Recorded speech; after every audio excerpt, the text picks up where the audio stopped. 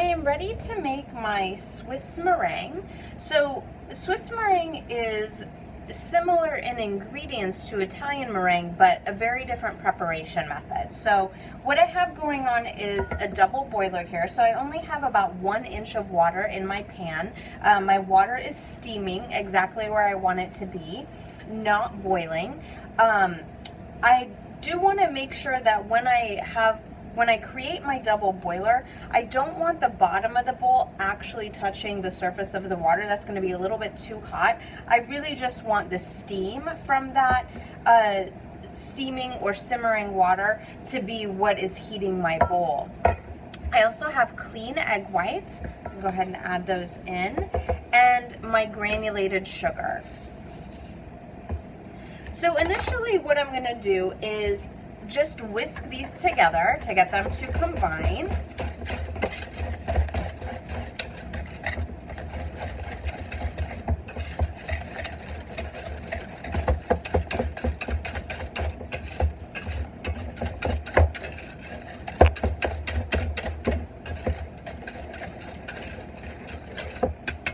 So now that they're combined, I'm actually going to switch to a spatula. I don't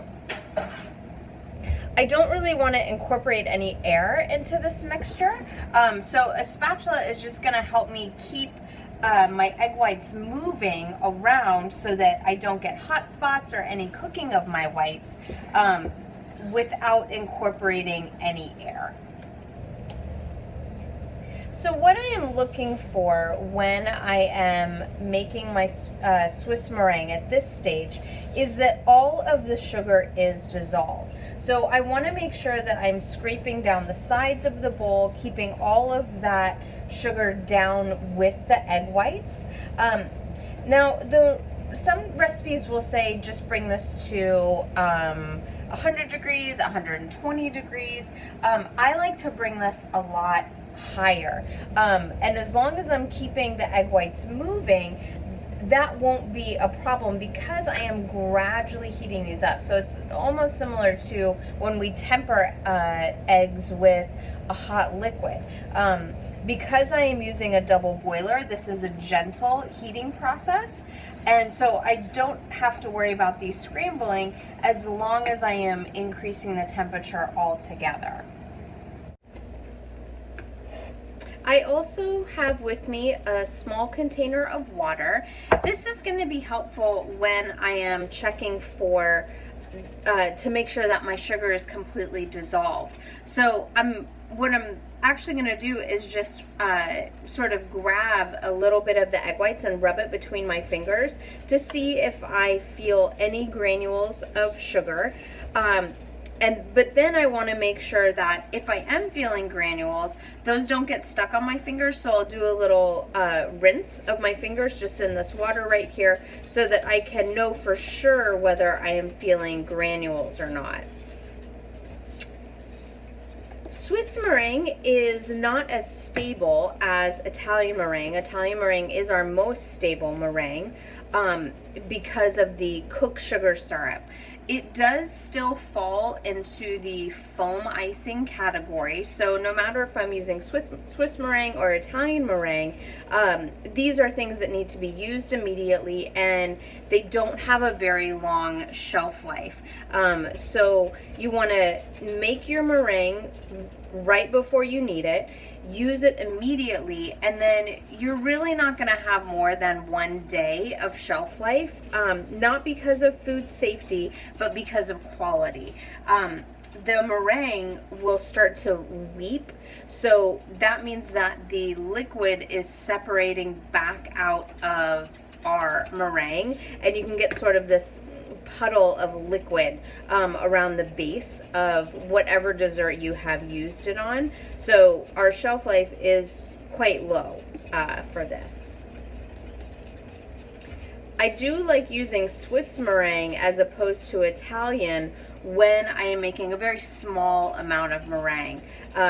When I'm making Italian meringue, I have to have a cooked sugar syrup, and I have to be able to measure the temperature of that syrup. And when we have a really small amount of sugar that we're cooking, it can be difficult to get that thermometer to actually be submerged enough and to know for sure what your temperature is. So Swiss meringue is a great meringue for piping the exact same way as we do Italian meringue, but really nice for small amounts. So as my egg whites continue to heat up, you'll see that they really start to thin out as they get warmer. So I'm ready to do a check on these. So I just grab that there. I feel a little bit of sugar still hanging around on there, but it's quite close. So I'm making sure that I am scraping all of this sugar around the sides and really keeping these egg whites moving so that nothing gets too hot. A small batch like this only takes a few minutes to get it up to temp, but if you are making a larger batch, or maybe you're making Swiss buttercream, which starts in the same way, it can take a bit of time for all of that sugar to dissolve. This does fall in the category of a hard meringue as opposed to a soft meringue because our amount of sugar is more than our weight of egg whites. And we're always taking the same precautions that we would anytime we use egg whites. We're making sure that everything we're using is extremely clean, no presence of fat on my bowl or my spatula. When I transfer this to my mixer, I'll make sure that that bowl and my whip attachment are very clean, and I know that my whites did not have any presence of yolks in them.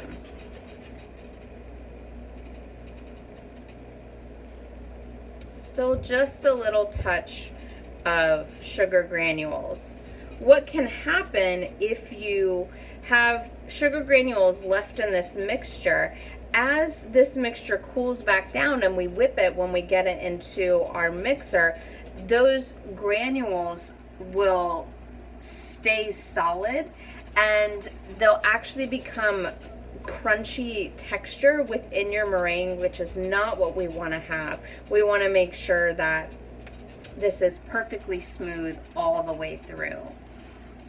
And even though this is fat-free, of course the high amount of sugar still makes it high in calories, but without having extra fat, we get a really luxurious and rich mouthfeel, similar to chantilly cream, but it actually still tastes quite light.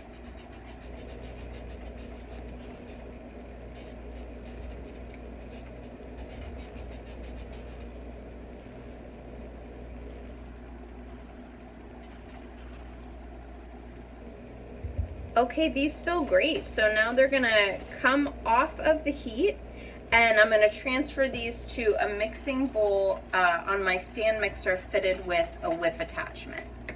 I have my warmed egg whites and sugar in my mixer, and I'm gonna start mixing this on medium speed and gradually increase to high speed.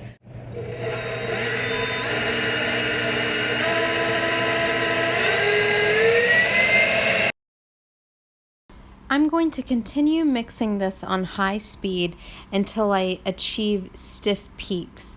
This will take several minutes.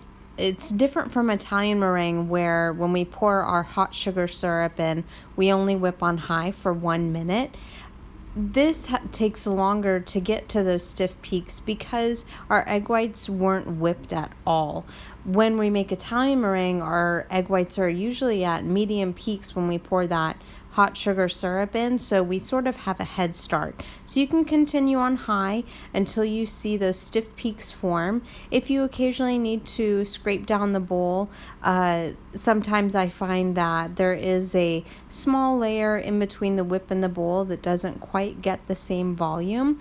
That's fine. Just scrape that down and then continue mixing until you see those stiff peaks form.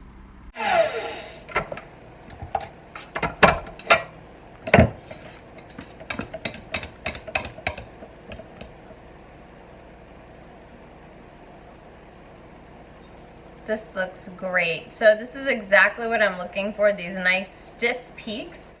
So now that I've achieved my stiff peaks, I'm going to keep this running on low speed just to keep it moving so it doesn't set up in the bowl.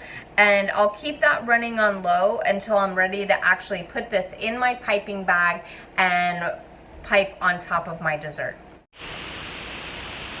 One thing I forgot to do is I actually need to flavor this. So right now it just tastes very eggy. So you can flavor this with whatever extract you would like to use. I'm going to use coffee extract. I think it's going to make a nice complement to the rest of my dessert. But you're just, no matter what extract you're using, you're flavoring to taste. So some extracts have a stronger intensity than others. So start small so you don't overwhelm the flavor of your meringue and make it unpleasant.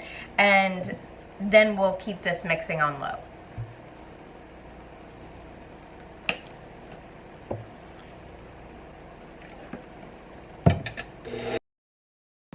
I'm also going to add a little splash of vanilla extract to this. It really helps round out the flavor of something strong like coffee extract.